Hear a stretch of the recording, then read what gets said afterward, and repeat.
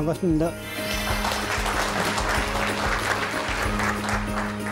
여기 계신 분들 중에 지난 겨울에 광화문 광장 가서 떠신 분들도 많이 계실 텐데, 그러고 정권이 교체가 됐습니다. 그래서 역사 분야에서 조금 뭔가 바뀌리라고 많이 예상들을 하셨었죠.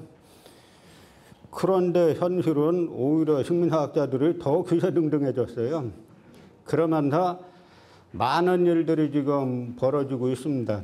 그런데 지금 저희가 오늘 이 행사하는 것도 그 많은 일들 중에 하나인데, 여러분 책자를 보시면은 여러 일들이 너무 한꺼번에 벌어지고 있어가지고 도대체 무슨 일이 벌어지고 있는지 잘 모르실 거예요. 정리가 잘 안 되실 겁니다. 그래서 오늘 제가 약간 순서를 바꿔서 도대체 이 정권 내에서 여기 보신 대로 적폐청산 고온은 아주 큰데 그 속에서 실제로 어떤 일이 벌어지고 있는지 이걸 한번 알아보자라고 하는 전체 정리 차원의 말씀을 한번 드리는 겁니다.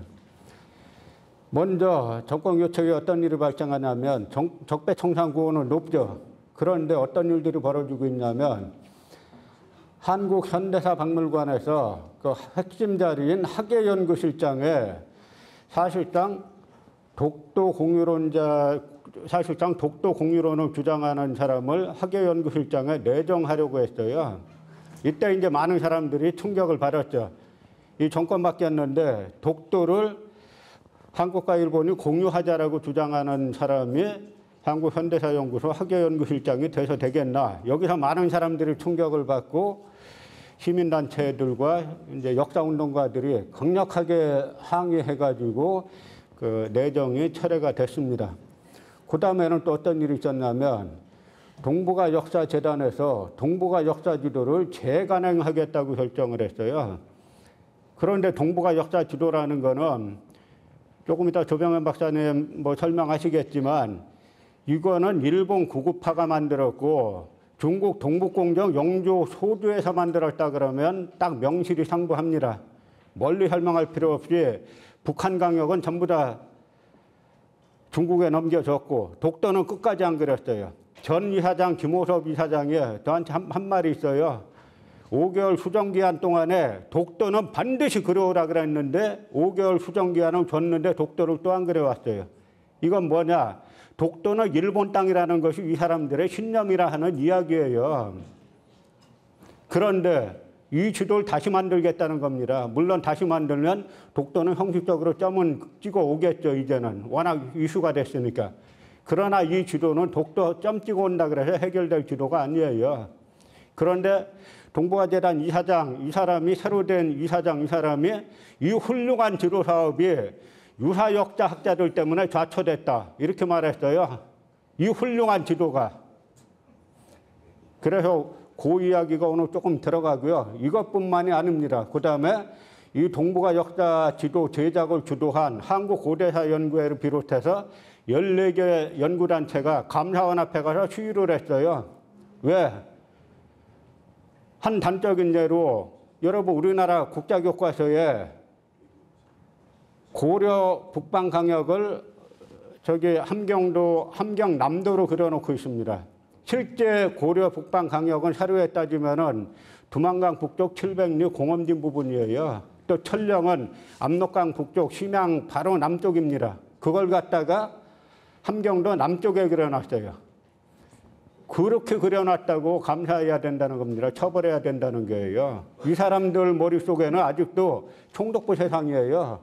또 그 다음에 정권 교체 후에 한국학중앙연구원, 동북아 역사재단만이 문제가 아니에요. 한국학중앙연구원에서는 어떤 일이 벌어지고 있냐면 조금 이따 우리 희산 김성학 선생님의 그 증손자이신 김병현 선생님이 발표하실 겁니다. 이게 뭐냐면 광복 후에 생존 애국지사들이 피로선 한국 독립사라는 두꺼운 책이 있어요. 독립운동가들이 직접 만든 그 독립운동사 책인데 이 책이 다 한문토로 되고 해가지고 상당히 어렵습니다. 이걸 갖다가 쉽게 재간행하고 그다음에 이분들이 한국 독립사를 만들기 위해서 당시 생존했던 독립지사들의 이력서를 받고 많은 자료를 모은 그 자료 사업이 있어요. 이 자료 사업은 B+를 맞았는데 이거는 갑자기 이 정권 들어서 한국학중앙연구원 이사장이 바뀌더니 폐기 처분했어요. 중단하라고. 그러더니 여러분 국정교과서 박근혜표 국정교과서 아시죠? 박근혜표 국정교과서 지원 사업이 한국학중앙연구원에서 하던 북한 중등학교 역사교과서 근현대사 서술의 분석 이건데 그 권희영 씨가 하던 거죠. 이 사업은 E를 맞아서 중단된 건데 C로 살렸어요. 이 사업은. 독립운동가 사업은 죽이고 독립운동가 사업은 죽이고 국정교과서 사업은 살리고 이게 이해가 가십니까? 아까 손은 대표님이 위는 바뀌었는데 아래는 안 바뀌었다. 이 아래를 누가 임명했냐 이거예요. 그다음에 경제학으로 식민지 근대화를 비판한 저서는 여전히 출간 금지되어 있습니다. 이게 그 허성관 전 장관님이시자 광주과기원 원장하셨던 그 허성관 전 장관님이 조선왕조 말 개성상인과 자본주의 이 저서로 우리나라가 한말에 조선말에 개성상인들의 복식부기를 조사했더니 아주 그 자본주의로 나가는 그 내재적 발전론을 획기적으로 입증하는 그런 저서입니다. 그래서 이게 그냥 뜬 게 아니고 몇 개의 논문을 묶은 건데 이 논문들이 한국경영학회 최우수상을 받았어요. 그런데 이건 또 그냥 한 게 아니라 한국학중앙연구원에서 이 최우수상도 받고 여러 신문에 나고 하니까 이걸 좀 다시 국민들이 볼 수 있게 좀 쉽게 가능해달라라고 자기네가 먼저 요청해가지고 집필해서 냈더니 F 출간 금지. 왜냐? 왜 식민지 근대화론을 비판하나 이거예요. 왜 일제강점기 이때야 비로소 이 나라가 근대화됐다라고 이야기 안 하고 조선말에 왜 조선말에 우리가 근대화로 나가는 그런 움직임이 있었다고 저술을 하느냐 F. 이 정권에서도 그대로 유지되고 있어요. 또 하나는 독립운동을 선양하고 식민사학을 비판한 저서 4권이 출간 금지됐어요. 이것이 바로 이따 발표하실 일제강점기 민족 지도자들의 역사관 및 국가건설론 연구라는 것입니다. 이 4권을 출간 금지, 출간하면 안 된다는 겁니다. 이 4권 내 일제강점기 민족 지도자들의 역사관 및 국가건설론 연구 사업이 뭐냐면 2013년부터 원래 5년간 3+2년간 일제강점기 민족 지도자들의 역사관 및 국가건설론을 연구해서 15권의 학술 교양서를 발간하는 사업입니다. 이 사업의 당초 공모 기준을 보면 학술 교양 총서로 일제강점기 시대 왜곡된 역사를 바로잡고 재조명하기 위한 사업이에요. 그래서 구체적인 연구 내용 중에 1번 보세요. 조선사 편수의 식민사관 분석 및 비판. 근데 이 사업의 전제를 보면은 조선사 편수의 식민사관 분석 및 비판이 들어가 있으니까 한가람 역사문화연구소 외에 아무도 응찰 안 했어요. 이상하시죠? 조선총독부 조선사 편수의 식민사관을 비판하는 것이 하나 들어가 있습니다. 구체적인 연구 내용에. 그랬더니 이게 연간 3억짜리 인문학에서는 대단히 큰 건데 이 정도 프로젝트면은 한 20개 대학에서 덤벼야 돼요. 덤비는데 빵개입니다. 한가람 역사문화연구소만 단독 응찰했어요. 왜냐? 전부 다 식민사학이니까. 근데 이 사업이 왜 시작됐냐면 이 앞에 이종걸 의원님 계시지만 그 전에 이명박 정권 때 한국학중앙연구원, 한국학진흥사업단 너무 친일적인 형태로 문제가 많았어요. 그래서 이종걸 의원님 교과위원장으로 계실 때 당시 민주당 여러 의원들이 한중연의 친일적 형태에 대해서 문제제기를 많이 했습니다. 그 결과 한중연 내에서 이 사업이 나온 거예요. 도저히 나올 수 없는 사업이죠. 조선사 편수의 식민사관 분석 및 비판. 그다음에 민족 지도자들의 역과관 및 국가건설론 연구. 자필 이력 등 새로운 자료 발굴에 기초한 애국적 민족 지도자들 및 독립운동가들의 인물 평전. 대종교 등 민족 종교 지도자들의 역사관. 일제강점기 민족 지도자들의 강토관. 이거를 구체적으로 연구해가지고 5년 동안에 15건의 학술 교양 총서를 편찬하라는 사업인데요. 조금 아까 말씀드렸다시피 3억 플러스 5년짜리 사업이니까 대단히 큰 인문학 사업인데 이 사업에 응찰한 대학이 빵개예요. 빵개 없어요. 다 식민사학이니까. 그래서 한가람 역사문화연구소만 단독 응찰했는데 하고 보니까 첫 해부터 이 내부의 방해가 극심한 겁니다. 첫 해에 연구비 삭감됐어요. 왜냐? 식민사학 비판했다고. 이 사업의 첫 번째가 조선사 편수의 식민사관 분석 및 비판인데 그걸 비판했다고 첫 해 연구비가 깎였어요. 그리고 원래 5년간 계속될 사업인데 3년 만에 중단됐습니다. 그래서 그리고 15건 중에 조선총독부 식민사관을 비판한 핵심 저서 4권은 박근혜 정권 때와 같이 문재인 정권 때 진행된 재심에서도 F 출간하면 안 된다는 거예요. 그래서 한중연은 아직도 조선총독부가 지배하는지 문재인 정권 때로 조선총독부 역사관은 비판할 수 없는 성역인지 그걸 묻기 위해서 이 자리가 만들어진 겁니다.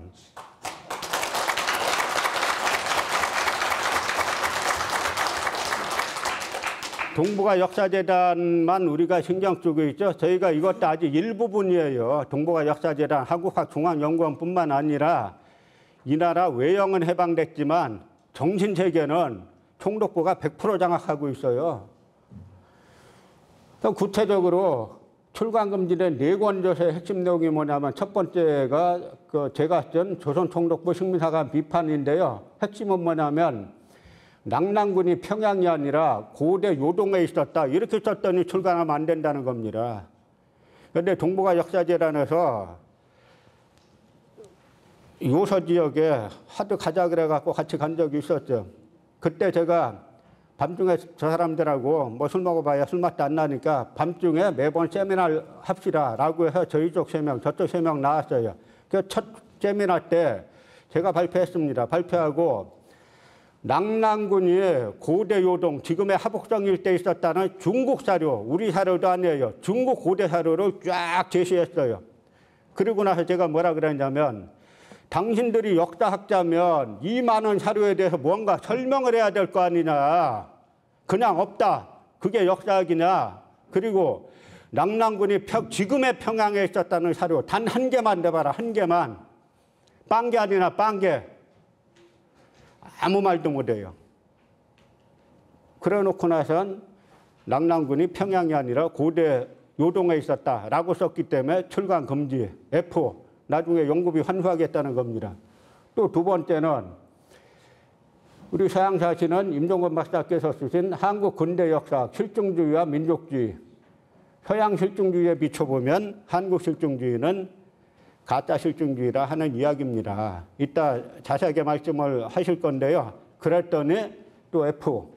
그다음에 독립운동가들의 고대사 인식, 고구려사로 박사학위 받으신 임창경 박사님이 이따 발표하실 건데 이분은 독립운동가들의 고대사 인식은 조금 아까 이종걸 의원님이 이시영 선생의 감시만어 말씀하셨죠? 거기에 이미 이분들이 다 말씀하셨어요. 다 중국 사료 가지고. 요즘에 한국 역사학자들 한문도 모르는데 이분들은 한문은 한글보다 더 쉽게 보시는 분들이에요. 중국 사료 다 외우시는 분들입니다. 거기에서 쓴 사료에 이미 우리 고대사는 반도사가 아니라 대륙사고 해양사다. 그 얘기했더니 F. 그 다음에 조선사 편수의 출신들의 해방 후 동양과 영양. 희산 김성학 선생의 증손자이신 대한독립운동총사 편찬위원장 김병기 선생님께서 박사님이 쓰셨는데 구체적으로 이병로 신석호의 해방 후 이 사람들이 어떻게 한국 사학계를 장악했나 이 얘기 썼더니 F. 출간하면 안 된다는 거예요. 이 한국학중앙연구원은 자기네가 어디로부터 예산받는 기구예요? 일본한테 받아요? 그래서 대한민국에서 총독부 역사관 비판은 여전히 허용되지 않는 성역이냐 이거예요. 이 불허가 이 사진 실으려고 그랬더니 일본에서 못 찍게 한 거죠? 다릅니까 지금 현실이? 총독부 역사관 비판하면 출간할 수 없다. 이 달라요. 이거 불허가 이 찍힌 거하고. 출간 금지된 핵심이요. 조선총독부 식민사관 비판. 조선총독부에서 조작한 낙랑군 평양서를 비판하고 낙랑군 요동서를 주장했기 때문에 출간 금지. 이 심사평을 한번 볼까요? 이 심사평에 뭐라고 썼냐면 일제 식민사학을 비판한다면서 현대 한국 고대사학계 연구자들의 실명을 다수 거론하고 그 연구 성과들을 비판적으로 거론한 것은 본 총서의 기획처럼 식민사관 비판이라는 이름하에 출판될 저작의 내용으로는 적절하지 않다고 생각된다. 적절하지 않아? 너무 적절하죠? 자기네 그럼 사료 갖고 입증을 해보라는 거예요. 낙랑군이 평양에 있었으면 역사학적 방법론에 따라서 사료 가지고 이러이러한 사료를 봤더니 낙랑군이 평양에 있었다. 자기네가 이야기하면 되지. 한국 고대사학계 연구자들의 실명을 다수 거론하고 그 연구 성과들을 비판적으로 거론한 것. 이것 때문에 출간하면 안 된다는 거예요. 그러면 저희가 요구했습니다. 그러면 저 사람들하고 공개적으로 학술 토론회 하자. 공개적으로. 안 나와요. 못 나오죠. 다 거짓말이니까. 그래서 안 된다는 겁니다. 그래서 한중연은 대한민국 여러분이 낸 세금으로 다 운영되는데 제가 손현 대표님의 국세청 출신이죠. 제가 한번 이런 이야기도 한번 해볼까 생각했어요. 우리 국민 납세 거부 운동 한번 할까요? 우리가 내는 세금이 총독부로 그대로 들어가지 않습니까? 그다음에 조금 이따 하실 건데 제가 워낙 지금 복잡하니까 간략하게 이제 먼저 개요 설명을 드리는 건데요. 서양사시는 임종원 박사님이 쓰신 거. 여기에 F놓은 이유 중에 하나가 민족주의는 반역이다라는 저서를 인용 안 했다는 거예요. 심사평에. 민족 지도자들의 국가관 및 역사관 및 국가건설론 연구하는 과제인데 이 민족 지도자들은 반역자로 보는 민족주의는 반역이다. 이거를 안 했기 때문에 참고 안 했기 때문에 F 받았다는 거예요. 이게 도대체 이해가 가십니까, 여러분? 총독부 시절에도 이런 일 없었어요. 단재 신초 선생이 역사서 썼다고 감옥 간 게 아니에요. 위패 사건 때문에 감옥 갔지. 그래서 이 사람들은 일제강점기 민족 지도자들을 반역자로 보는 관점의 심사평이에요. 그래서 민족 지도자 탄압하던 조선총독부 경무국의 입장에서 쓴 겁니다. 이거는. 한국학중앙연구원은 조선총독부 경무국이 장악하고 있는 거예요. 또 독립운동가들의 고대사 인식. 이것도 역시 조선총독부가 반도사의 틀로 한국사를 가져놨는데 반도사가 아니라 대륙사, 해양사로 썼기 때문에 출간하면 안 된다는 겁니다. 그다음에 조선사 편수의 출신들의 해방 후 동향과 영향. 광복 후 한국사학계를 장악한 조선총독부 직속의 조선사 편수의 출신 이병도, 신석호의 실제 행적을 밝혔기 때문에 출간하면 안 된다는 거예요. 여러분, 이게 지금 나라입니까?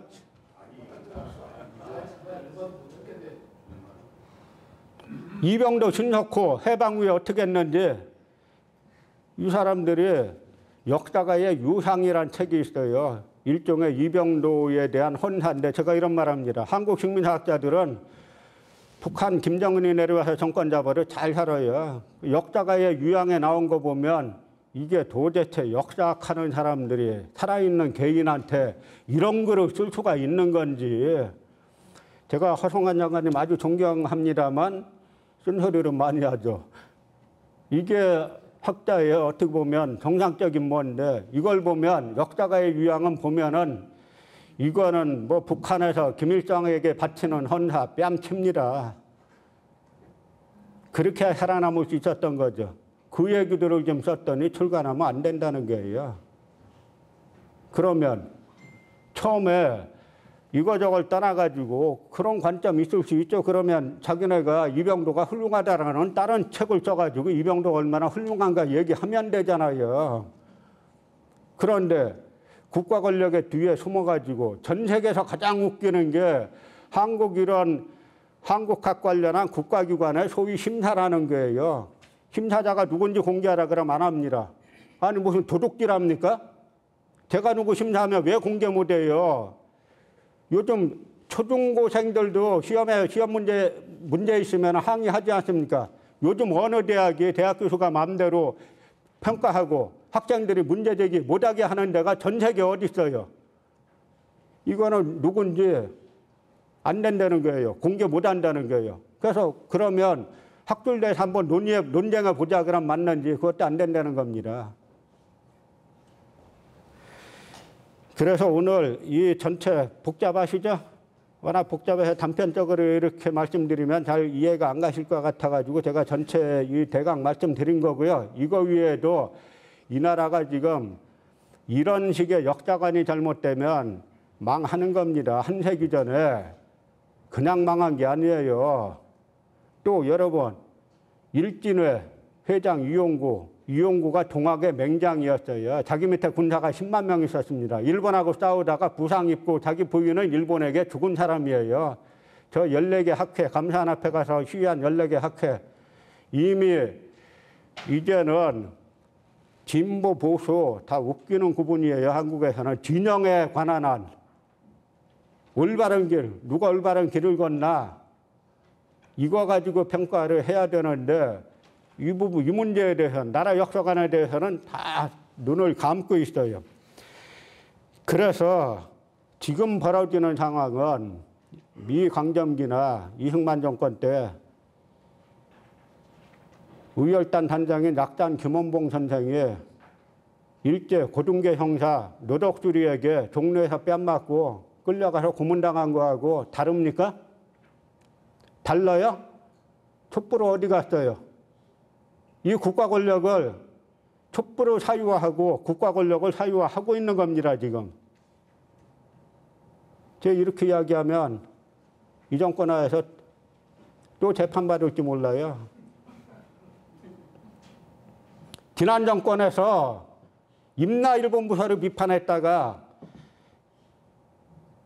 검찰에게 기소돼가지고 자랑스러운 대한민국 검찰에게 기소돼가지고 임나일본부서를 비판했다가 재판받고 1심에서 실형받지 않았습니까? 이 재판받으면서 이 카르텔, 이 식민사 카르텔이 이 사회에 얼마나 깊숙이 넓게 뿌리내리고 있는가.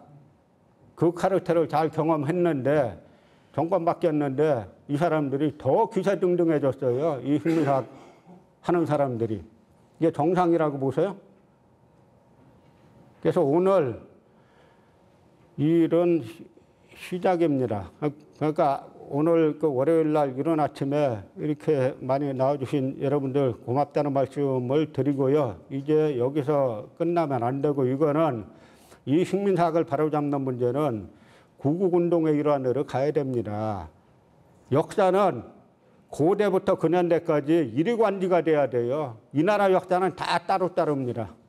근현대 진보인 척하는 사람들이 독도는 원래 일본 건데 한국이 강점한 거니까 독도를 평화의 바다로 만들자. 독도 공유론 주장하고 위안부 할머니들을 일본군의 동지라고 주장한 세종대 박모 교수. 여기에 또 짝퉁 진보 역사학자들을 대거 지지선언했어요. 여러분, 프랑스에서 나치 역사관을 옹호하는 진보가 가능하다고 생각하세요? 위안부 할머니들을 일본군의 동지라 그러고 집단강간한 일본군의 동지라 그러고 독도는 원래 일본 건데 한국이 강점하고 있으니까 전쟁할 수는 없으니까 평화의 바다로 만들어서 같이 공유하자 그러고 이 사람을 검찰이 기소했더니 대거 소위 진보사학자라는 사람들이 대거 지지선언했어요. 그래서 이제 왜 이렇게 우리가 출래 불사춘이란 말 있죠? 봄인 줄 알았더니 봄이 안 왔네가 아니라 봄인 줄 알았더니 더 깊은 겨울이 왔어요. 이미지에 현혹되지 마시고 이제는 이 문제를 진짜 우리가 정면에서 바로 잡을 때가 된 겁니다. 오늘 전 개략적인 말씀만 드리고 있다. 여러분들께서 각자 경험하고 계신 그런 부분들을 이제 말씀드릴 거기 때문에 이만 가름하겠습니다. 고맙습니다.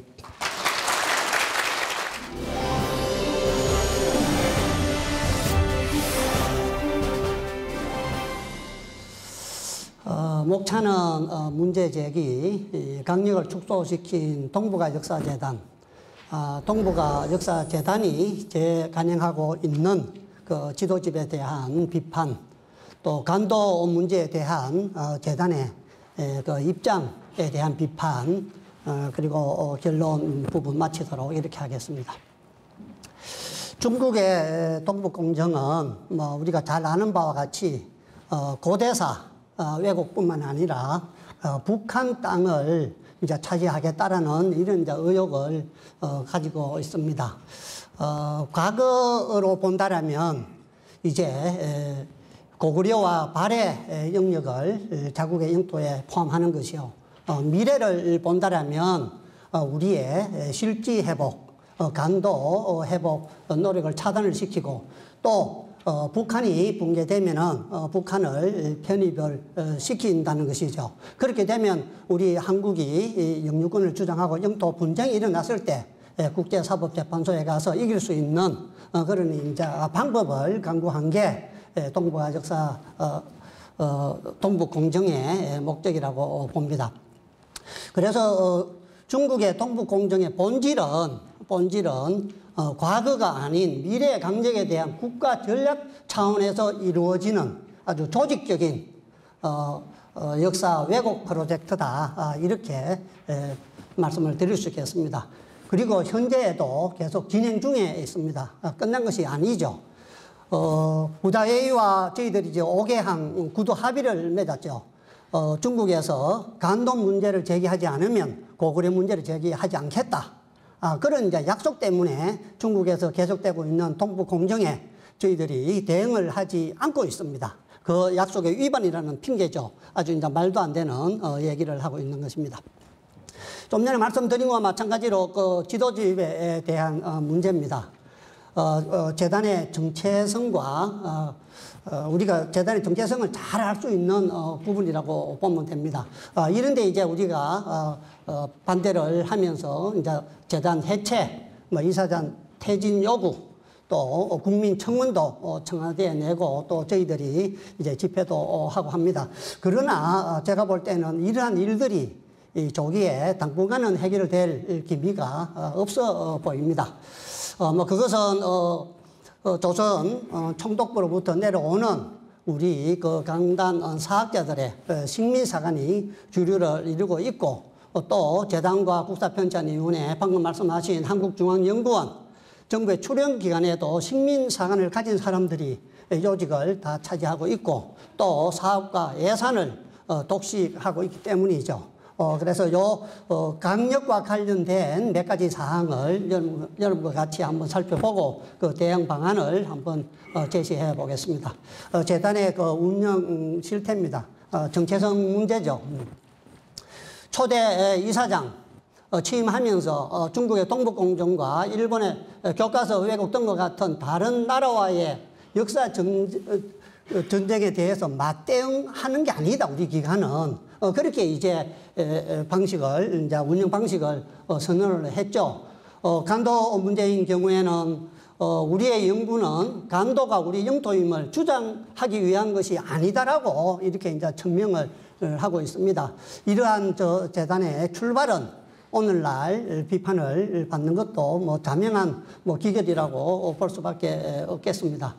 운영자들의 그 역사 인식도 문제가 있죠. 초대 이사장은 일본사를 전공한 지일파죠.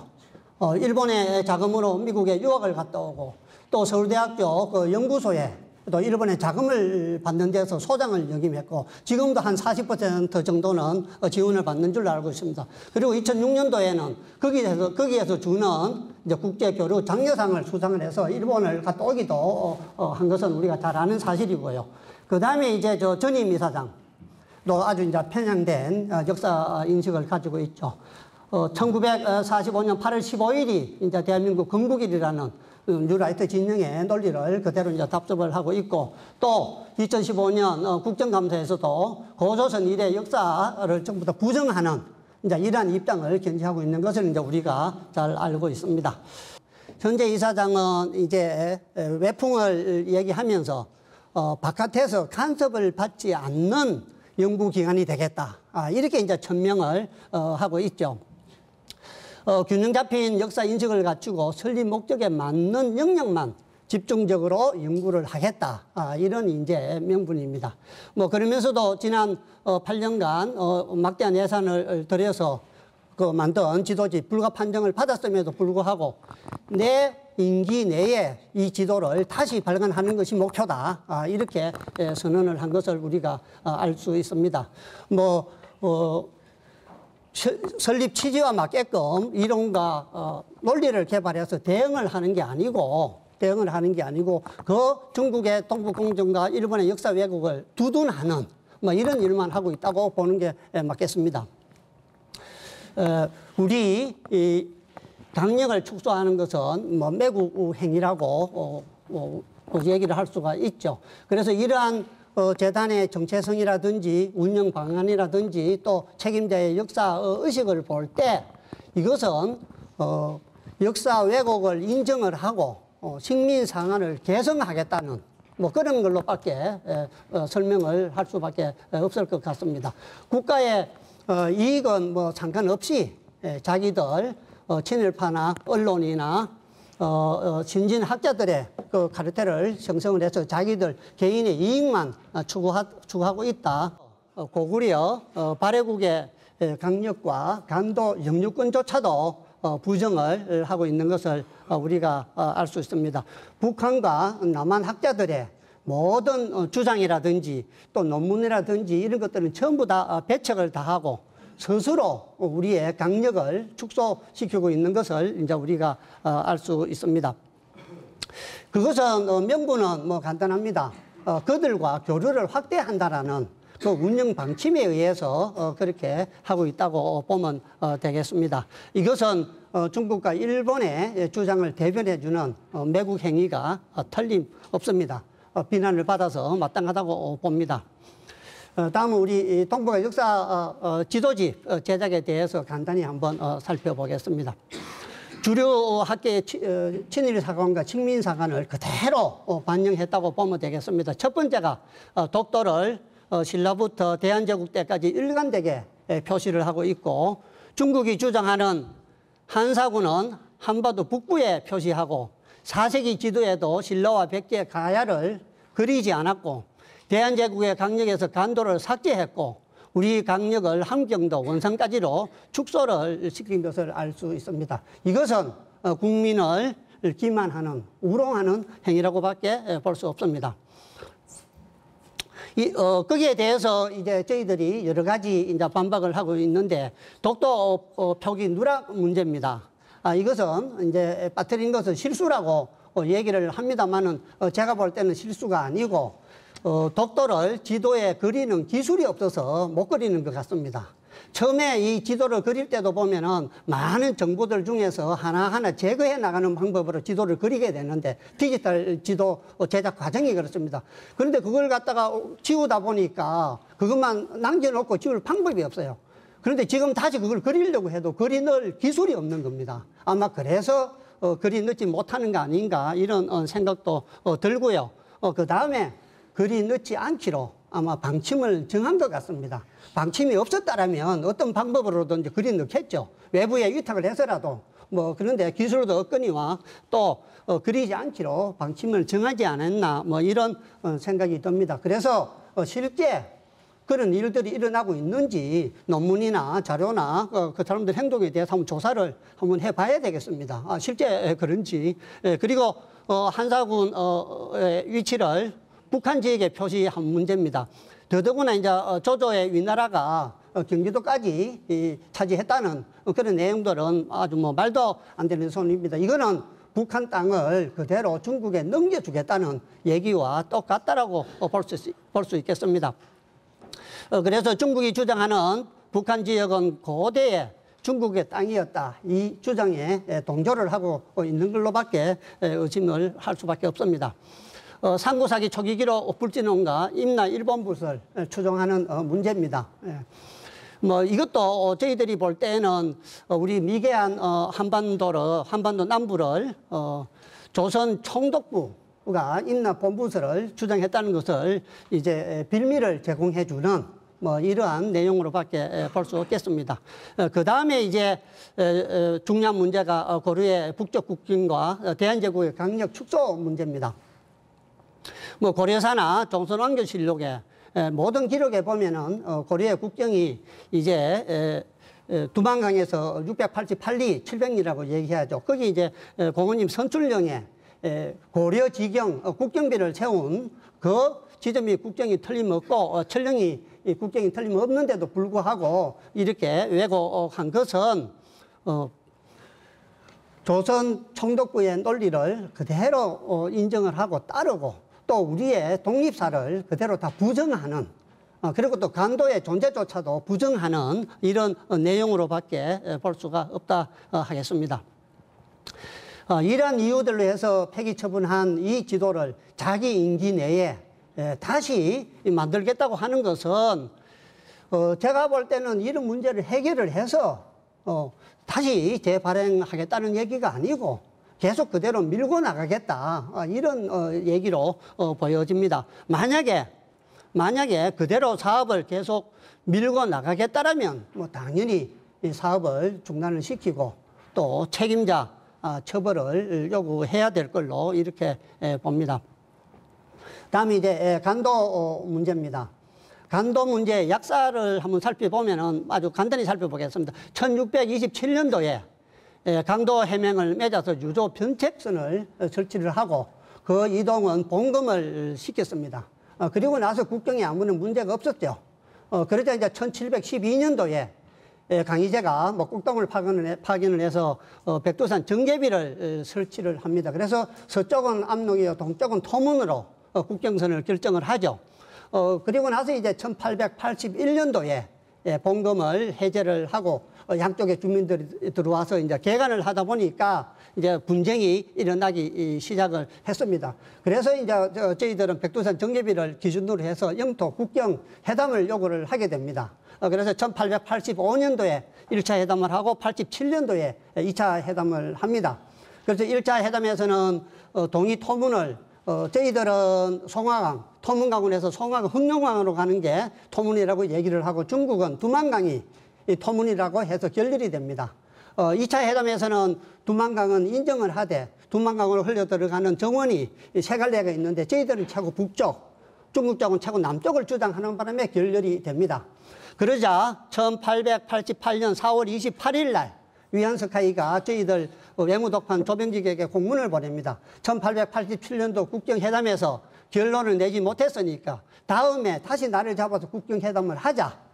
이렇게 공문을 받았습니다만은 그 이후에 일본이 1905년도에 을사늑약을 맺고 간도협약으로 해서 간도를 중국에 넘겨주게 되는 것입니다. 그런데 간도협약은 을사늑약을 기초로 했기 때문에 원천적으로 무효고 또 중국에서 다음에 나를 잡아서 국경회담을 하자고 했으니까 간도 국경 문제는 아직도 미해결 상태다. 이렇게 보는 게 맞습니다. 그리고 나서 중국에서 동북공정이 일어나자 저희들이 간도 영유권을 주장해서 중국과 우리가 구도 합의를 맺어서 간도 문제를 제기 안 하면 고군의 문제를 제기 안 하겠다. 이렇게 해서 지금 잠정적으로 있는 상태라고 보시면 되겠습니다. 이러한 역사적 사실에 기초를 해서 경기도 교육청에서 동북아 평안을 꿈꾸다 자료집을 만들었습니다. 그래서 교육을 시키려고 하는데 동북아 역사재단에서 일방적 주장이나 사실 오류가 많다. 그래서 교육을 못 시키게 했죠. 그 내용을 보면은 간도 부분, 간도 협약이 무효가 되면 영토 수복이 가능하다. 간도 협약 이전에 우리 영토 편입 사실이 없다. 동북아 역사재단에서는 이렇게 주장을 하고 그 다음에 백두산 정계비 국제법상 유효한 국경조약이다. 그런데 동북아 역사재단에서는 국제법적 인식 전이라 적용하기 어렵다. 이렇게 이제 얘기를 하고 봉검지역, 봉검지역에 대해서도 조선이 1883년 해제했다. 청나라가 해제한 것이다. 이렇게 이제 반박을 하면서 교육을 이 자료집에 의해서 가르치지 못하도록 동북아 역사재단에서 했습니다. 그런데 실제 사실과 다른 부분들이 많이 있다는 것을 우리가 알 수 있죠. 자료집은 간도협약이 사실상 무효이고 간도는 한국의 영토임을 증명하기 위해 백두산 정제비를 국제법상 유효한 국경조약으로 서술을 했는데 동북아 역사재단에서는 그렇지 않다는 거죠. 간도 협약은 효력이 있고 백두산 정제비가 효력이 없다라고 얘기를 하는 것입니다. 그러니까 이거는 정반대라고 보면 됩니다. 이 얘기는 바로 저희들의 간도 영유권을 포기하는 것이고 그 다음에 백두산 정제비로 저희들이 서해암록 동의토문을 정한 역사적인 근원에 의해서 우리가 다시 그 땅을 주장할 수 있는 근거조차 지금 없애는 그런 결과라고 볼 수밖에 없습니다. 자료집은 간도협약이 무효이면 간도수복이 가능하다라고 서술을 하고 있는데 재단에서는 간도협약 이전에 우리 영토를 편입한 사실이 없다라고 주장을 합니다. 이 또한 사실과 너무나 틀립니다. 강계 군수가 서간도 일대를 28개 면으로 나눠서 4개 면에다가 복속을 시켰죠. 그리고 호구와 부동산을 세밀하게 조사를 했고 또 직접 관리하기 위해서 상약을 설치를 하고 업무부 탐판 이용태를 상약장으로 임명을 했죠. 그리고 나서 토지 청량과 지적 조사를 위해서 이 법률 관리사를 임명을 합니다. 그래서 이 법률 관리사가 간도 대장을 다 만듭니다. 그리고 또 행정을 편제를 하죠. 10호를 1통으로 10통을 1촌으로 해서 통장과 촌장을 다 두고 실제 우리가 관리를 한 것을 알 수 있습니다. 그리고 1903년 5월에 조사한 내용하고 그 다음에 서상무가 작성한 병제 호적안이 있습니다. 호적부죠. 그 호적부에 보면은 호적부를 32개 면에 52책을 만들었습니다. 그래서 세금도 거두고 관리를 다 했죠. 그런데 재단에서는 간도협약 이전에 우리가 관리한 적이 없다라고 얘기하는 것은 사실과 정반대임을 우리가 알 수 있습니다. 간도 영유권에 대한 연구는 동북아 역사재단의 기본 책무라고 봅니다.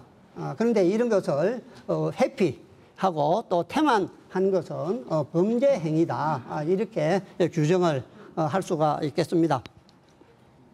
자, 그러면 이제 우리는 지금 어떻게 하고 있는가? 일본과 중국은 지금도 역사전쟁 중입니다. 국가적으로 총력을 기울이고 있습니다. 일본은 정한론과 만선사관을 버리지 않고 우경화의 길을 걷고 있고 중국은 동북공정을 더 강화해서 머지않아서 동북공정의 내용을 교과서에 실어서 다 가르칠 겁니다. 그런데 우리는 지금 시스템으로는 대응이 불가능하다고 보여집니다. 다른 국가들은 대포로 무장해서 싸우고 있는데 우리는 뭐 소총 들고 각개전투, 아니 소총도 뭐 없이 그냥 무방비 상태로 성문을 열어주고 있는 것이다. 이렇게밖에 볼 수 없습니다. 그래서 국가 차원의 TF를 구성을 해서 종합적이고 아주 체계적인 대응 체계를 갖춰야 되고 더 중요한 것은 재단의 근본적인 변화가 있어야 된다. 이렇게 봅니다. 그래서 어떻게 해야 되는가 하면은 첫째, 동북아 역사재단의 정체성을 확립을 해야 됩니다. 그냥 대응하는 기관, 그냥 연구하는 기관이 아니고 국가 차원에서 전략을 수립을 하고 그리고 또 중국과 맞서서 일본과 맞서서 이길 수 있는 그러한 시스템을 갖춰야 된다고 봅니다. 그리고 또 한 가지는 저희들이 또 반성을 좀 해야 됩니다. 이러한 재단을 감시도 못하고 감독도 못하고 그렇게까지 가도록 놔둔 저희들한테도 책임이 있다고 봅니다. 저희들을 보고 뭐 사이비 유사 역사학자라고 얘기하는 뭐 이런 오명을 벗기 위해서라도 보다 더 연구와 그리고 또 이론 개발에 더욱더 정진을 해야 될 걸로 그렇게 봅니다. 자, 동북아 역사재단에 바란다. 제가 요 몇 가지 사항을 좀 적어놨습니다. 재단의 운영 방안을 혁신을 해야 됩니다. 국가 이익을 가장 중심에 두고 운영을 해야 됩니다. 그래서 우리 민족주의 사학자들의 그리고 또 시민들의 그런 목소리도 귀를 기울여서 역사를 대표하는 대표기관으로 거듭 나야 됩니다. 만약에 그렇지 않다면 우리 국민과 역사가 용서하지 않을 것입니다. 그리고 이러한 역사 왜곡과 동북공정에 대응하는 전략을 수립을 해야 됩니다. 임시적인 대응에서 지속적인 대응으로, 감정적인 대응에서 논리적인 대응으로, 국내에서 국외로 단편적인 대응에서 종합적인 이 대응책을, 전략을 수립을 해야 됩니다. 그리고 또 이론도 연구에서 시작해서 연구가 완료되면 교육을 시키고, 이 교육이 되고 나면 이제 문화와 산업적으로 이렇게 발전해 나가는, 단계적으로 교육 방법도 주입식이라든지 강의식이 아닌 문화와 산업을 통해서 이런 것을 우리가 몸소 체험할 수 있는 이렇게 단계적으로 접근하는 방법을 가져야 되고, 그 다음에 정책도 저희들은 산밀 정책이라 합니다. 아주 치밀하고 긴밀하고 엄밀한 이런 정책들을 추진을 할 필요가 있다고 봅니다. 일본과 중국의 논리가 중론화되어서 더 응고되기 전에 재단이 나서서 해결을 해야 될 걸로 이렇게 봅니다. 재단이 강한 의지를 가지고 추진한다면 뭐 해결책은 있다고 봅니다. 그래서 저희들의 주장은 재단의 바른 역사 회복과 고대사 정립, 간도 영유권 회복에 적극 나서고 식민사관과 사대주의에 근거한 한상권과 임나 본부설을 극복하고 역사 주권과 영토 주권 확립을 위한 우리 강역사 연구에 최선을 다하고 간도 역사를 떳떳한 우리 한국의 근현대사에 편입을 하도록 각별한 노력을 부탁을 드립니다. 역사 인식에 대한 성찰과 적신 없이 과거의 관행만 답습하여 이번 기회에 거듭나지 못한다면 재단은 업무 태만죄와 역사 사기죄, 국민 우롱죄, 국고 낭비죄에 대해서 법적 책임을 져야 할 것이고, 국가 이익에 도움이 되지 않는 재단의 해체는 불가피하다고 봅니다. 자, 그러면 우리는 어떻게 해야 되나, 그 청산 방법만 설명을 드리고 마치도록 하겠습니다. 재단 해체하라, 이사장은 나와서 무릎을 꿇어라, 이런 구호만 가지고는 안 됩니다. 또 일시적이고 감정적인 대응으로는 맷집만 키워주지 우리의 목적을 달성을 할 수가 없습니다. 장기적이고 종합적인 대응 방안을 수립을 하고 아주 전략적으로 접근을 해야 된다고 봅니다. 각계 전투는 안 됩니다. 학회를 중심으로 해서 적폐 시민 사학을 능가하는 실력을 쌓고 이론과 논리를 개발을 해야 됩니다. 그리고 지나친 국수주의도 안 됩니다. 개인의 이익을 추구하는 생계형 진짜 사이비 활동가들도 저희들은 경계를 해야 됩니다. 오로지 국가와 역사의 진실을 찾는 그런 작업을 해야 된다고 봅니다. 현 사태에 대해서 재단과 책임자의 법적 책임을 묻기 위해서는 우리가 자료를 수집하고 증거를 채집을 해야 됩니다. 그래서 분석을 해야 됩니다. 그래서 만약에 범죄가 입증이 되면은 검찰에 고발해야죠. 법적 조치를 해야 됩니다. 이러한 특단의 조치를 취하지 않고는 재단의 해체와 또 책임자 처벌, 그리고 또 식민 사관을 우리가 극복할 수가 없다고 봅니다. 역사는 저희들이 만들어 나가는 거, 우리가 쓰는 거라고 생각합니다. 후세의 역사는 저희들을 어병이라 부를 겁니다. 간단히 설명을 드렸습니다. 좀 빨리 하느라 제대로 설명을 못 드려서 죄송합니다만 자료집 보시면 이런 내용을 읽을 수 있습니다. 이만 마치겠습니다.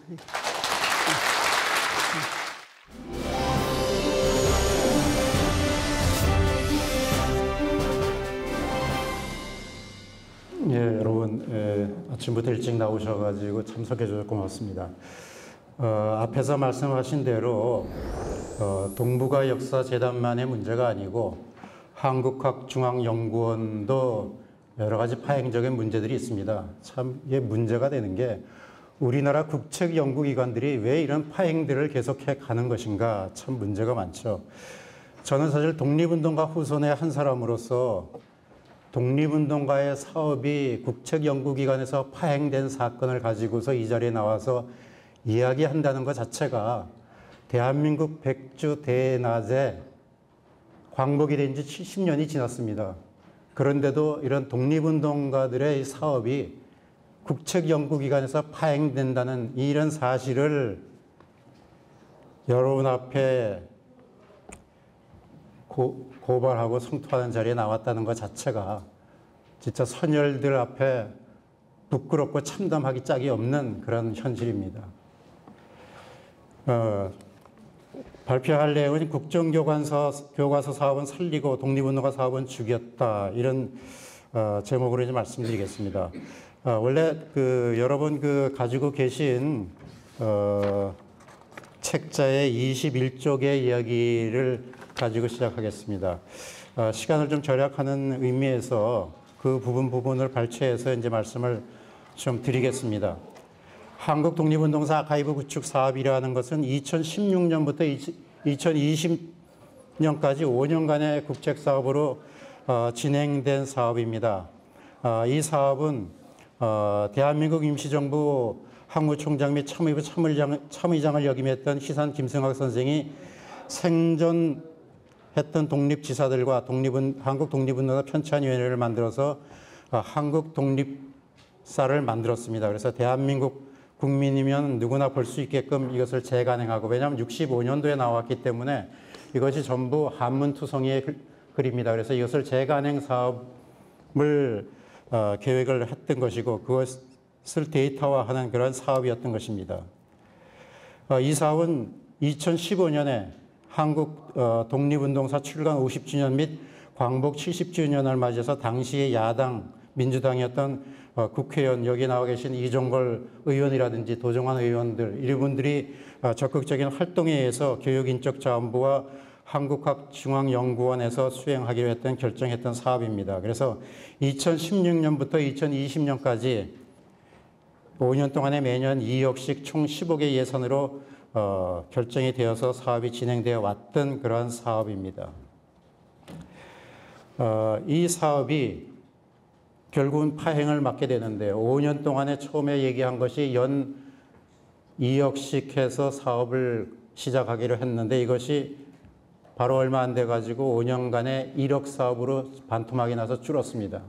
그것이 또 후에 다시 1년이 경과한 후에는 그 4년 사업을 계속하지 말고 금년 한 해 1년으로 마치면서 1억이었던 예산마저 6,700으로 예산을 사업을 종결시켜라.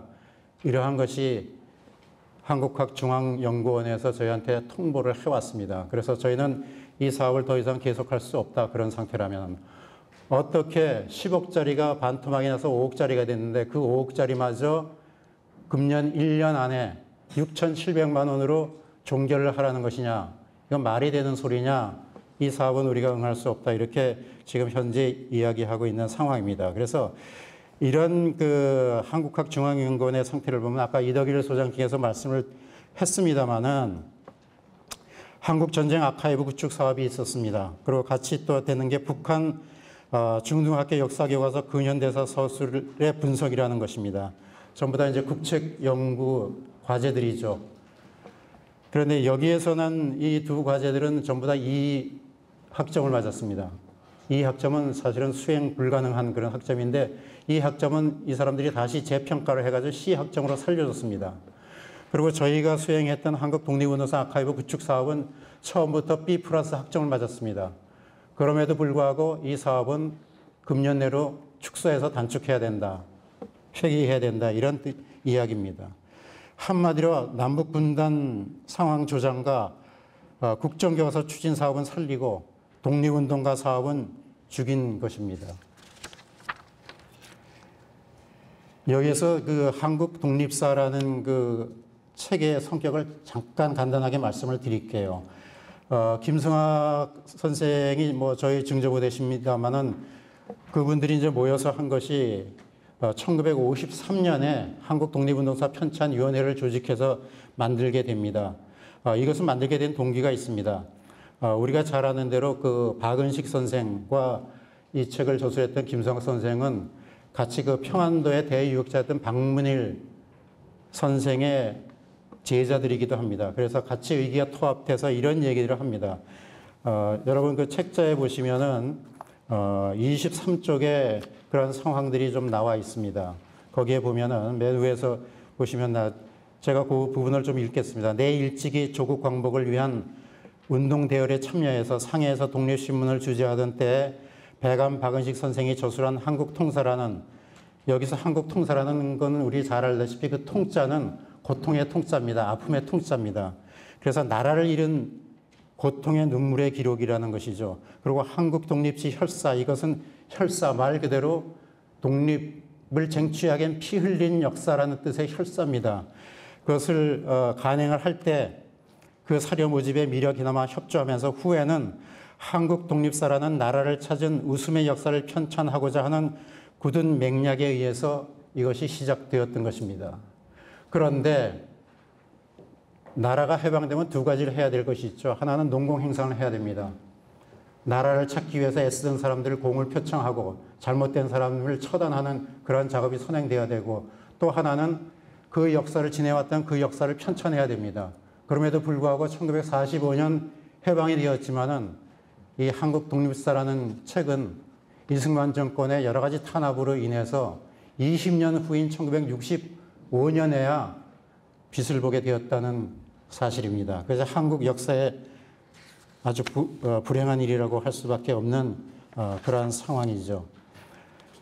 그래서 1965년에 유고로서 이제 한국 독립사가 발간이 되었고, 그것을 우리가 현대에 맞게 또 한글로 새롭게 간행하고자 하는 그러한 사업이었던 것입니다. 그러한 사업이 국책연구기관이었던 한국학중앙연구원에서 기각이 되었던 것입니다. 마지막으로 25쪽에 여러분 보시면은 이해할 수 있는 한중연의 자세에 대해서 몇 가지 말씀을 드리죠.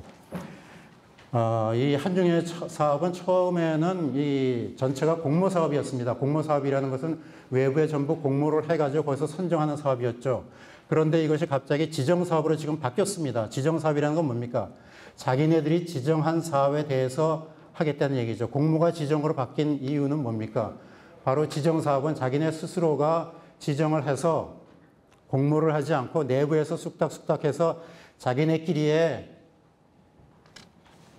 앞으로 국책 사업을 하겠다는 그런 내용입니다. 이것이 언제 만들어졌냐 하면은 작년 말에 만들어집니다. 지금 현 원장이 바뀌기 직전에 내부에서 이런 비밀 회의를 통해 가지고 공모 사업이 지정 사업으로 바뀌게 되는 것입니다.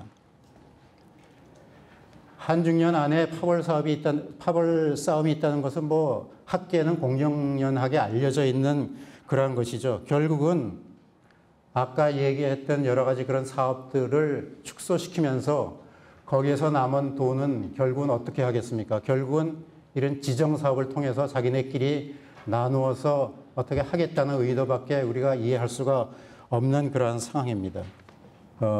우리가 아까 이덕일 소장께서 얘기한 대로 박근혜 정권에서 국정교과서 사업을 지정하기 위한 북한 중등학교 역사 교과서 근현대사 서술의 분석 같은 것은 2학점에서 C 학점으로 상향시키고 B+ 받았던 이 사업은 전면적으로 캔슬시키는 그런 사업이 되고 말았습니다. 저희는 묻습니다. 현 원장은 교과서 국정화에 참여한 집필진에 대해서 책임을 묻지 않겠다고 밝힌 바 있습니다. 그 의도는 무엇이겠습니까? 이전에 국정교과서에 박근혜 정권에서 국정교과서에 참여했던 집필진에 대해서 책임을 묻지 않겠다 한 말은 이전의 역사관으로 그대로 되돌아가겠다는 얘기에 다름 아닙니다.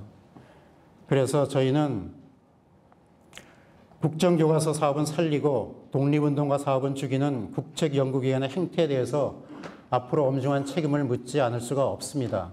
그래서 여러분 앞에 계속 이어서 이제 말씀을 드리겠지만은 한국학중앙연구원에서 아까 얘기한 대로 이런 그 국책 사업에 대해서 어떻게 평가를 하고 어떻게 진행을 하고 있는지 밝히는 그 자리가 될 것입니다. 제 이따 발표는 나중에 다시 한번 또 드리겠습니다. 감사합니다.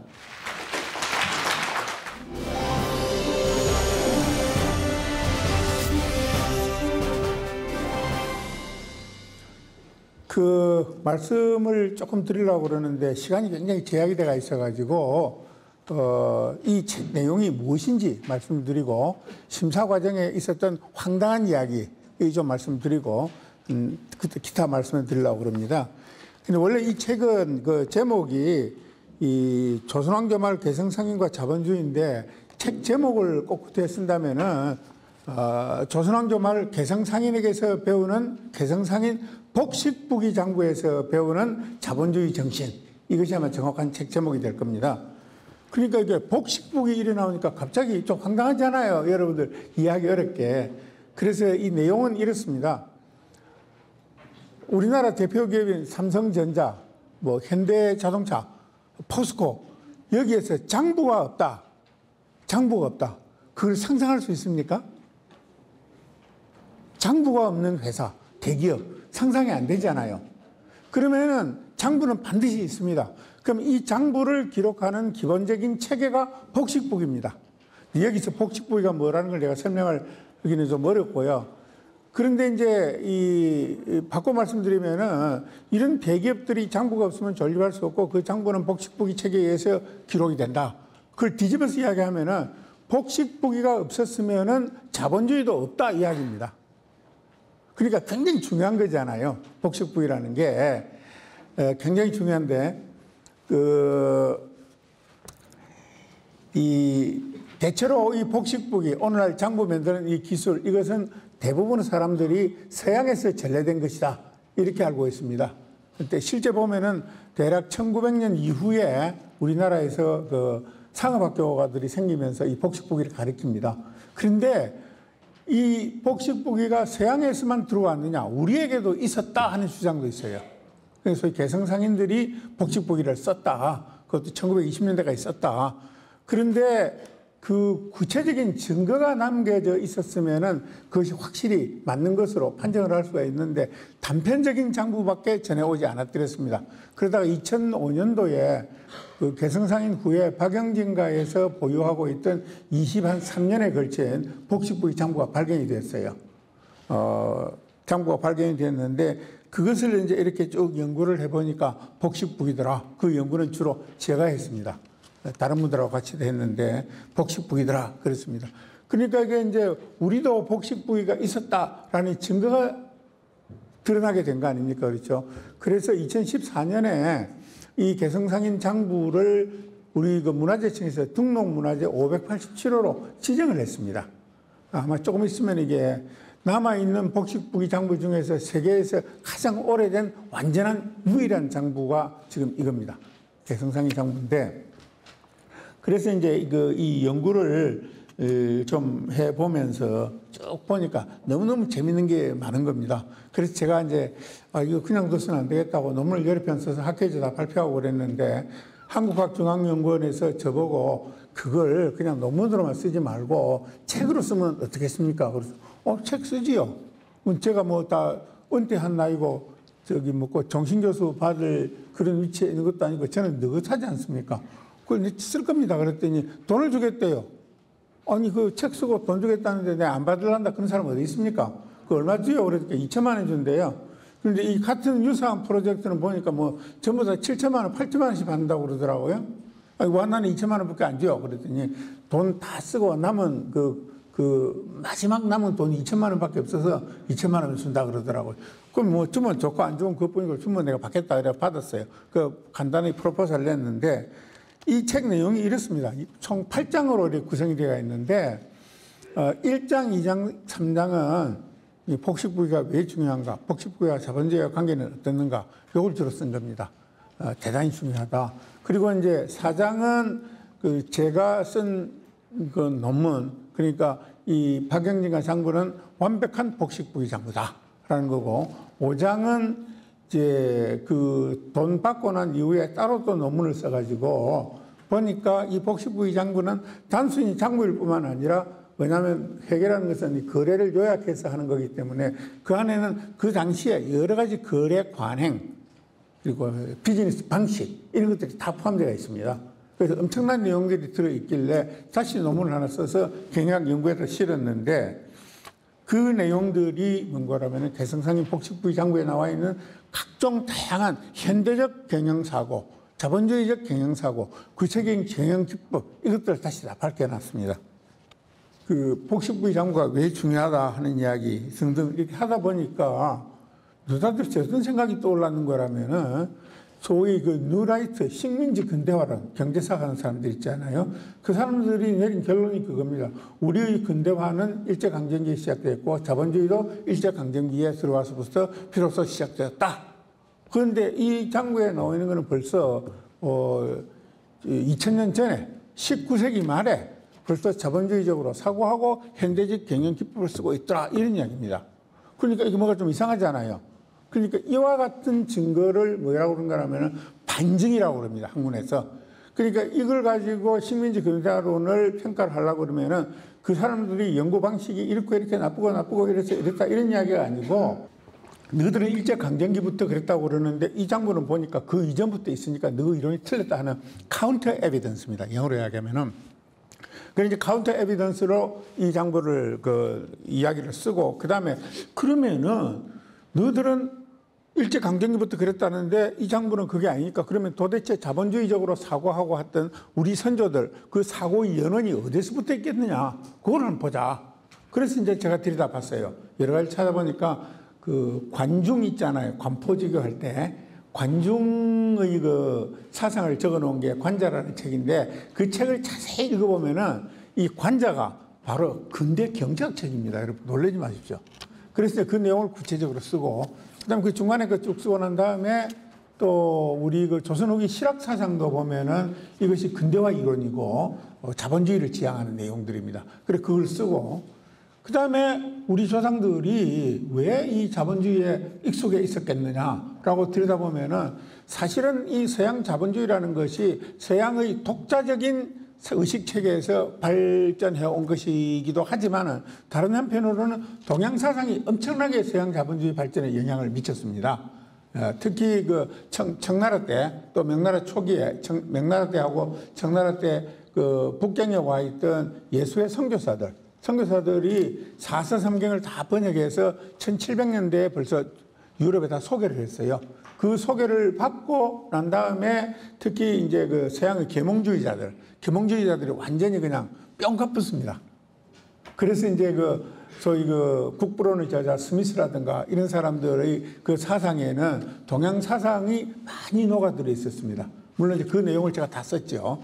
그래서 이제 크게 세 가지로 나누어서 벌써 관자는 5세기, 늦어도 6세기에는 우리에게 들어와 있기 때문에 우리 그 지식인들에게는 비교적 익숙한 사상이었고, 그 다음에 그 다산의 실학 사상 등등 실학자들의 사상도 이미 벌써 그 고종 초에 완전히 여의당 전서 같은 것이 발견돼가지고 또 다 알고 있었고 그랬었다. 그렇기 때문에 자본주의가 우리나라에 들어왔을 때는 전혀 생소한 사상이 아니었고 상당 부분 익숙한 거기 때문에 이 식민지 근대화론자들이 주장하는 것보다 훨씬 이전부터 자본주의적 사고를 할 수 있었던 것으로 유추된다 하고 제가 결론을 내렸습니다. 그것이 이제 원고 내용인데, 여기에 대해서 심사를 해가지고 왔어요. 그러니까 1차 심사, 2차 심사, 3차 심사 왔는데 1차 심사는 A 플러스를 받았습니다. 2차 심사는 D가 나왔더라고요. D가. 아니 1차 심사에 A 플러스를 줬으면은 뭐가 얼마나 잘못됐기에 2차 심사에 D를 줬냐 이 말입니다. 그런데 이제 쭉 그 세 쪽에 걸쳐서 심사요지 보고서가 왔는데, 제가 그 조목조목 이거는 불가능한 연구, 이거는 이미 해버린 연구, 이거는 할 필요가 없는 연구, 요거는 내가 보겠다, 수정하겠다고 쫙 해서 조목조목 그걸 다 해서 반론을 제기를 해줬어요. 설명을 해줬어요. 그런데 심사를 하는 사람들이 제가 제기한 그 반론에 대해서는 아무런 이야기가 없어요. 아무런 이야기가. 그리고 뭐 조금 있으면 다시 이야기하겠습니다만 등등 이유로 해서 마지막 심사에 fail, F를 줬어요. F를 주고 그다음에 출판 불가. 아니 그러면 저가 출판 불가했다고 그래서 내가 뭐 돈 달라는 것도 아니고 저거 앞장서서 먼저 달라고 그러고 대신에 돈 1,000만 원, 2,000만 원 중에서 1,000만 원 물어내고 출판 불가. 뭐 황당하잖아요, 그죠? 자, 그래서 제가 좀 말씀드릴 것은 이 심사한 과정에 대해서 어떻게 심사를 해놨는지 한번 보십시다. 심사도 딱 한쪽인데요. 거기 여러분 그 유인물 유인물 30쪽부터 시작되는데 30쪽부터 시작되는데 이래 해놨습니다. 제일 처음에는 1 내지 5장의 경우 8장 중에서 5장의 경우에는 충분히 전문성을 했다. 이건 좋은 평가잖아요. 학술적으로 전문성을 확보했다. 이렇게 평가가 되어 있습니다. 그래서 전문성에 대해서는 문제 삼은 바가 없다. 그래놓고는 이어서 뭐라고 그런 거라면은 이 내용이 쓴 내용이 새로운 내용을 풍성하게 담고 있는지 그것이 사료적 근거가 있는지 유관 연구자들의 전문 연구 성과를 기소를 했는지 이것을 평가를 해봤는데 그렇지 못하더라. 이렇게 딱 써놨어요. 그럼 이게 가만히 보면은 F를 넣은 이유가 결국은 뭔가 새로운 것을 훨씬 더 많이 해야 되는데 안 했기 때문에 F를 준 이유 중에 하나가 이야기거든요. 그러면은 더 연구를 해야 된다 그러면은 왜 더 연구를 해야 되는지를 써서 저한테 이야기를 해줘야죠. 그리고 제가 쓴 내용이 20세기 말에 19세기 말에 그 자본주의적 사고를 담고 있다고 그랬는데 그것만으로는 부족하다. 왜 부족하다? 왜 부족하냐를 해줘야 이게 심사가 되는 거 아닙니까? 아무 이야기 없이 부족하다. 그러니까 내가 보기에 충분하지 못하다. 그러니 웃자란 말입니까? 그러니까 이것은 대단히 불공정하고 편파적인 그 평가라고 할 수 있지만은 다른 한편으로 보면은 이 심사놈들이 D급 학자들이에요. 제가 보기에는 D급 학자들. 심사를 어떻게 하는지도 모르는 사람들이 심사를 한 겁니다. 저도 심사 무지무지하게 많이 해봤거든요. 저도 학회지 편집위원장 해봤어요. 그래서 이거는 이제 황당한 거다. 그 다음에 이제 그 특히 5장에 있는 내용은 그걸 넘어서는 기술이 없다. 근데 이게 5장 내용이라는 게 뭔 거라면은 이 연구 프로젝트 일환으로 제가 논문을 써서 먼저 학회지에 싣고 책에다 포함시킨 거거든요. 그 다음에 이제 두 번째 이야기로는 내가 그 반론을 조목조목 앞선 심사 결과에 대해서 제시를 했음에도 불구하고 거기에 대해서는 아무 이야기도 없다는 거죠. 아무 이야기도 없다. 이건 갑질입니다, 여러분. 논문 심사할 때 갑질이에요. 이러이러하기 때문에 이렇게 보완해달라 하고 이유를 대지 않기 때문에 이것은 갑질에 불과한 겁니다. 갑질. 그러니까 이런 경우에는 심사하는 사람들을 보고 학자로서의 자질이 없다라고 이야기해도 문제가 없습니다. 그 다음에 이제 유관 연구자들의 전문적 연구 성과를 토대로 기술되었느냐 하는 이야기들은 아니 제가 알 수 있는 유관 연구는 전부 다 검토를 했어요. 하나도 빠지지 않고. 그러면은 이것도 이야기를 할 때 어떻게 심사를 해줘야 되는 거라면은 당신이 한 연구 중에서 누구 연구도 관련이 있는데 누구 연구는 빠졌다. 그거 한번 참고해봐라. 또는 반영해라. 이렇게 심사를 해야 되는 겁니다. 근데 그 연구는 전혀 없어요. 이런 이야기는 심사한 사람들이 이 내용을 모른다는 이야기죠. 그냥 막연하게 많은 연구가 있을 거 아닌가. 이 심사자로서 예의를 지키지 못했을 뿐만 아니라 실력이 없었다라고 이야기를 할 수가 있고요. 그 다음에 이제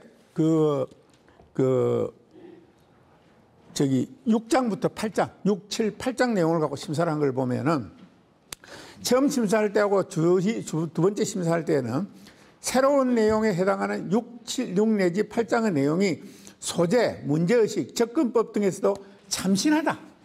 이건 좋은 평가잖아요. 그럼 지금까지 평가한 것 중에 좋은 것만 말씀을 드리면은 충분히 학술적 전문성이 있고 참신한 접근법으로 책을 썼다. 이야기 아닙니까? 그럼 YF예요. 꽉 쥐라 맞는 소리를 하고 있는 거예요. 그 다음에 이제 두 번째는 뭐라고 하는 거라면은 서술 자체는 일반론적 기술로 일관하고 있다. 여러분, 글을 쓰는데 어느 경우가 일반론적이고 어느 경우는 비일반론적입니까? 그래서 일반론적 그러면 암만 해도 그냥 좀 쉽게 썼다 이렇게도 볼 수가 있잖아요. 그죠? 그런데 쉽게 썼다고 그래서 좋은 글이 아니냐? 그건 아니란 말이에요. 될 수 있는 대로 쉽게 써야 좋은 글이겠습니다. 그러니까 이놈들은 한마디로 말씀드리면 남도 알지 못하도록 어렵게 쓰는 그런 식으로 안 쓰고 너무 다른 사람들이 알기 쉽게 썼다. 그러니까 이것은 좋은 책이 아니다. 이런 이야기예요. 그 얼마나 황당하겠습니까? 그 다음에 이제 세 번째는 뭐라고 쓰냐면 인용된 근거가 역사 자료보다는 시민용 대정서인 경우가 많다. 그러니까 1차 사료들을 언급을 안 하고 이미 발표된 책, 대중적인 책, 이걸 했다. 대중적인 책 내가 뭘 인용을 했는고 봤더니 이덕일 선생 책이 3권이 있고요. 다른 분 책이 2권이 있고 또 한 5권 정도가 되더라고요. 그래서 어떻게 생각합니까? 여러분들. 그래서 이덕일 선생 책이나 앞에 있는 다른 책이나 그 사람들이 책을 쓴 것은 철저한 1차적 사료에 근거해서 책들을 쓴 것이다. 다 써놨는데 나도 동의를 하는데 내가 왜 그런 1차적 사료를 다시 봐야 되느냐 이거죠. 그렇지 않습니까? 그 점이 이제 하나 또 문제로 됐고, 그 다음에 이제 마지막으로 지적을 하는 게 논리적으로 근거를 갖고 치밀하게 기술한 부분이라기 보기는 어렵다. 아니 그러면은 나는 내 나름대로 논리를 세워서 쫙 했는데 그게 치밀하지 않고 논리적이지 않다고 그러면은 이러이러한 부분에서는 논리적이지 않다고 하고 최소한 하나 정도는 지적을 해줘야 될 거 아닙니까? 그렇죠? 그래야 반론을 제기를 할 수가 있던가. 안 그러면 꼼짝 못하고 따르든지 할 건데 그런 거 없어요. 그래서 이렇게 해서 이제 심사를 해 가지고 왔는데 그 다음에 이제 마지막 심사 의견을 보면 이래가 있습니다. 본 원고의 주제와 관련하여 필자의 주장과 다른 연구 성과들도 상당히 이루어져 있으므로 필자의 논리를 설득력 있게 제시하기 위해서는 기존 논의들에 대한 검토를 아울러 진행하는 것이 좋았다. 이게 무슨 말인지 저는 모르겠어요. 왜냐하면 제가 주장한 게 이거거든요. 이 책에서 1. 복식보기는 현대 자본주의를 존립하게 하는 개선책이다. 주장 1. 그 다음에 주장 2. 우리나라 4개 송도치 부분 완벽한 복식보기다. 3. 그 다음에 박영진과 장부에는 여러 가지 현대적 경영사고가 들어있다 하는 거고.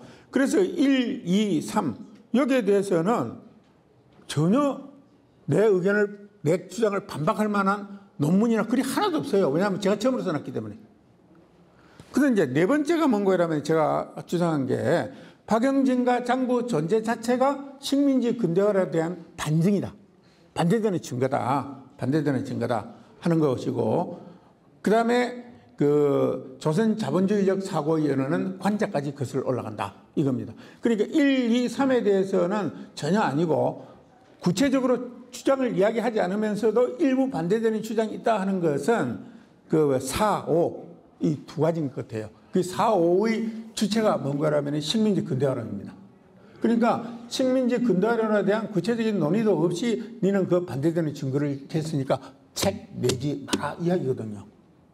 책 내지 마라 이야기란 말입니다. 그러니까 결국은 이 이야기가 이제 어떻게 될 것 같으면은 제가 그 사람들하고 논전하기 싫어서 카운터 에비던스로 이거를 제시를 했으니까 이 카운터 에비던스 반증이라는 것은 유명한 여러분들 잘 아시는 조셉 슌페터라든가 막스 웨버라든가 프리드리히 폰 하이에게라든가 존 바르트라든가 이런 사람들이 주장한 것이 반증인 거예요.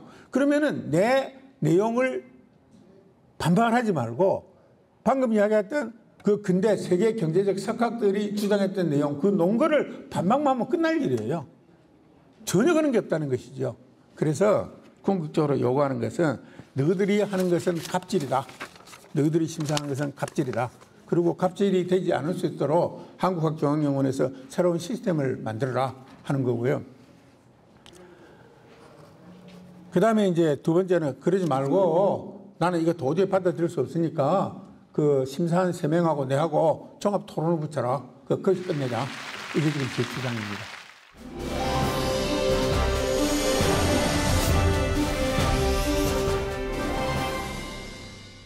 한국 실중지 사학의 그 역사관은 일본 제국주의 식민사관과 똑같다. 결론이 이겁니다. 물론 뭐 책자에 내용이 담겨 있으니까 여러분께서 읽어보시면은 왜 그 우리나라의 실증주의 사학과 난케 실증주의 사학과의 차이점이 있는지, 그리고 우리나라 실증주의 사학 역사관이 왜 제국주의, 일본 제국주의 식민사관과 상통하는지 그 내용을 여러분이 상세히 아마 이해를 할 수 있을 거라 생각을 합니다. 그 전에 좀 이해를 돕기 위해서 간단하게 난케 실증주의 사학이라는 게 뭔가라는 것만 제가 설명을 드리도록 하겠습니다. 왜냐하면 여러분들 실증주의 사학 그러면은 보편적으로 알고 있는 그 내용이 뭐 객관적이고 과학적이다. 사료 비판과 문헌을 고증을 해서 아주 과학적으로 연구하는 학문이 실증주의 사학이라고 한다. 예, 맞습니다. 실증주의 사학, 난케 실증주의 사학은 그것만이 내용이 아니다는 거예요. 문제는 뭐냐? 우리나라 한국 실증주의 사학자들이 내세우는 게 바로 이거였거든요. 사료 비판과 문헌 고증. 그래서 객관적이고 과학적으로 연구하는 역사학이다. 그렇기 때문에 우리들이 연구한 모든 역사는 실질적이고 가장 진실된 학문이다. 이렇게 주장을 하는 거예요. 그런데 난케 실증주의 사학은 그것이 아니다는 거죠. 방법론은 똑같아요. 역사의 방법론이라고 하는 것은 뭐 여러분들이 차 운전을 하든 뭐든 다 방식이 있지 않습니까? 그 방식은 다 똑같죠. 여러분들이 운전할 때 발로 운전합니까? 손으로 운전해야지. 마찬가지로 손으로 엑셀 누르고 발로 운전대를 잡는 거 아니잖아요. 그것처럼 모든 것이 원칙이 있는 방식이 있습니다. 객관적이고 과학적인 것은 난케 실증주의의 연구하는 방식이고 그 역사관은 뭐냐가 중요한 것이죠. 그게 바로 우리가 제국주의적 식민사관이냐 아니면 우리 민족이 기반으로 한 민족주의 사관이냐 이 차이가 있다는 것입니다. 난케 실증주의 사관은 결론을 말하면 민족주의 사관입니다. 그 이유를 설명 잠깐 한 1, 2분 사이에 하겠습니다. 여러분 독일이 알다시피 지금 세계 최강국이죠. 또 1차 세계대전, 2차 세계대전 일으킬 만큼 세계의 아주 최강국으로서 군림을 했습니다. 그러나 과거는 독일은 유럽에서 가장 빈약한 나라고 가장 약소국이었고 여러 나라의 지배를 받은 그런 나라였습니다. 그런데 독일의 그런 분열된 독일 국가의 모습을 보고 빌레름 당시 프로이센 왕이 난케라는 역사학자한테 묻습니다. 왜 우리 독일은 다른 프랑스나 영국이나 러시아처럼 강국이 묻고 이게 분열되고 항상 남의 나라 지배를 받고 있는 것인가? 왜 그런가 물었더니 난케가 이렇게 대답을 했습니다. 우리 독일 민족에게는 민족의식이 없습니다. 그럼 민족의식을 어떻게 고취시킬 수 있겠는가? 민족의식을 고취시키기 위해서는 우리 독일의 역사를, 우리 독일 민족의 역사를 객관적으로 서술해야 됩니다. 우리 독일의 민족의 역사는 그동안의 로마 제국이라든지 프랑스라든지 영국이라든지 러시아 이런 강대국에 의해서 왜곡되고 폄하되어 왔습니다. 우리 독일 민족의 역사가 위대하다는 것을 우리 국민들한테 알게 할 때 우리 민족이 비로 하나로 뭉치게 되고 그래서 민족의식이 고취됨으로써 우리 독일이 강대국으로 나갈 수 있습니다. 그렇게 해서 이 빌레름이 난케로 하여금 베를린 대학에 사학과를 설치하고 역사를 가르치게 되고 역사 중점적인 교육 정책을 펴므로써 독일이 비로소 1871년에 스당에서 프랑스를 이기고 베르사유 궁전에서 독일 제국을 선포하게 됩니다. 이렇게 함으로써 독일이 비로소 유럽의 최강국으로 군림하게 된 것이죠. 일본이 바로 이것을 배웠던 것입니다.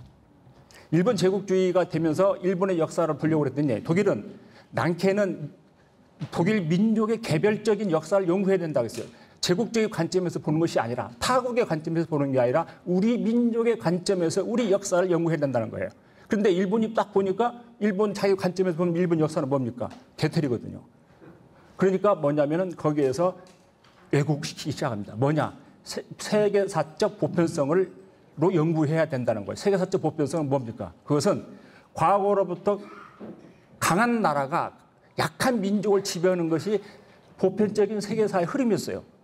그러니까 역사를 보편적인 세계사 흐름 속에서 연구를 해야 된다는 거예요. 이게 바로 일본 제국주의가 난케 실증주의 사학을 가지고 왜곡돼서 만들어낸 제국주의 역사관, 즉 식민사관이에요. 그러니까 이런 관점에서 보면은 뭡니까? 한국은 아직 근대화 못 됐으니까 일본이 한국을 지배하는 것이 세계사적 보편성의 질서에 맞는 것이다라고 하는 역사관을 갖게 되는 것이고 그래서 한국을 역사를 왜곡시키고 평화시킨 거예요. 그래서 오늘날 한국 실증주의 사학자들은 바로 이런 일본 제국주의 사학을 만들어낸 역사가로부터 배운 제자들이에요. 그러니까 그 역사관을 그대로 가지고 우리나라 역사를 보는 겁니다. 난케 실증주의라고 내세우는 것은 겉으로는 객관적이고 과학적이라고 하지만 내용적인 역사관은 제국주의적 식민사관의 역사관을 갖고 우리 역사를 보는 거예요. 그렇기 때문에 아무리 우리나라 역사 실증사학자들이 실증이라고 내세우면서 역사를 우리 민족 역사를 연구해봤자 바로 식민사관 틀에서 벗어날 수 없는 게 바로 그런 이유입니다. 아무리 이대길 박사님이 아까 말씀하신 것처럼 우리 허 장관이 말씀하신 것처럼 그렇게 우리 민족에 대한 유대성을 아무리 연구를 해봤자 그 사람들 머릿속에 있는 식민사관이라는 즉 보편적으로 역사를 봐야 된다는 그 보편 역사관 그것이 바로 바뀌지 않는 한은 우리 역사는 아무리 연구해도 소용이 없다는 거예요. 그게 바로 우리나라 실증주의 역사관이 이로 인해서 바로 우리가 비판받아야 할 문제이고 이런 점에서 우리 여러분들에게 간단하게 마치도록 하겠습니다.